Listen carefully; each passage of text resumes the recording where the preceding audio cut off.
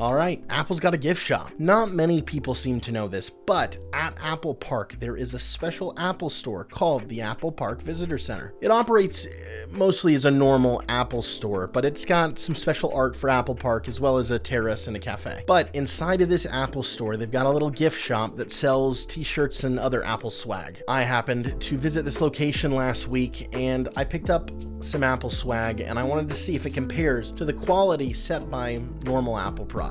So I didn't buy out the entire store, but I got a handful of reviewable items. I got a couple t-shirts, I got an 8-ounce mug, notebook, and a pen. So starting with the t-shirts, I got the classic Apple Park shirts. Gotta get it if you're at the park. And then I got this classic rainbow Apple logo t-shirt.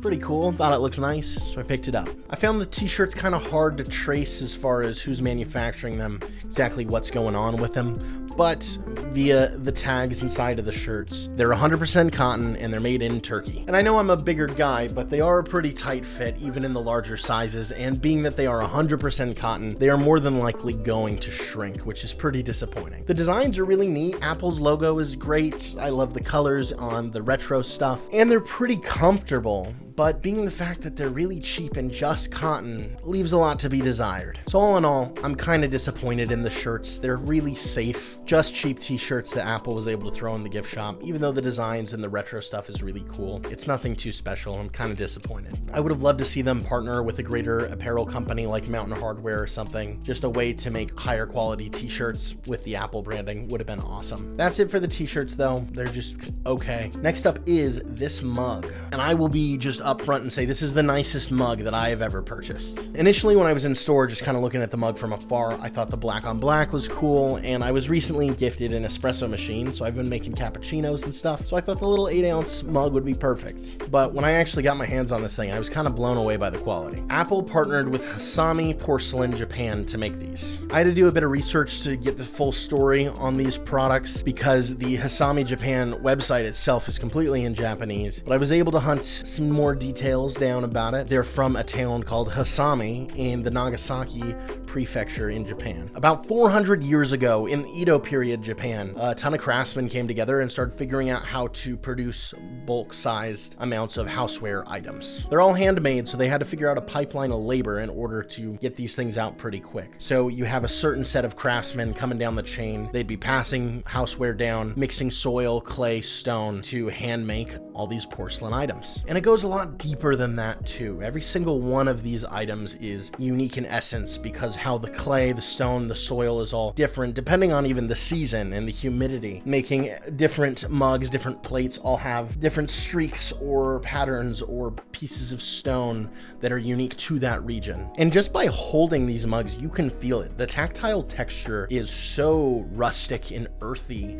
You can feel the stone elements, you can feel the clay elements. It's an incredible mug. And I've never really been a big mug guy. I'm only now recently entering the coffee scene, but now I own a really nice mug. So yeah, Apple has really nice mugs. Like I said, I really wish Apple had done something similar with their t-shirts by partnering with a world-leading brand in craftsmanship to make really nice apparel, but they didn't, so the Apple gift shop has okay t-shirts and incredible mugs. Now, the notebook, I really cannot find anything about. All I can say is it's great. It feels well built, it's very minimal, lined paper, great for sketching, drawing. It's a fine notebook. One thing that I will say that was kind of funny when I was at the Apple store is they don't name the notebooks by their sizes. They had 3 different sizes: a small pocketish notebook, a medium size, and then a bigger sketchbook. And instead of talking them by dimensions or naming a sketchbook, notebook, that kind of stuff, they labeled them via iPad sizes. So this is the iPad Air notebook. They had an iPad mini notebook, which was a little bit smaller, and then the iPad Pro notebook, which is a little bit bigger. They have nothing to do with iPads. They are just notebooks. So I thought it was kind of funny. I imagine it's easier for Apple Store employees to label sizes like that because they're around iPads pretty much at all times. But nonetheless, I thought it was kind of goofy. But I'm a big fan of this notebook. Nothing special, no drawbacks, just a nice minimal notebook. Now, last but not least, I've got this pen. Apple did something similar with this pen that they did to the mug, and they partnered with a Long & storied brand to create it. While it is not as long and storied as Edo period Japan, Retro 1951 makes fantastic products. They've been making fantastic pens, pen displays, notebooks, all that stuff for forever. They're best known for making specialty museum pens.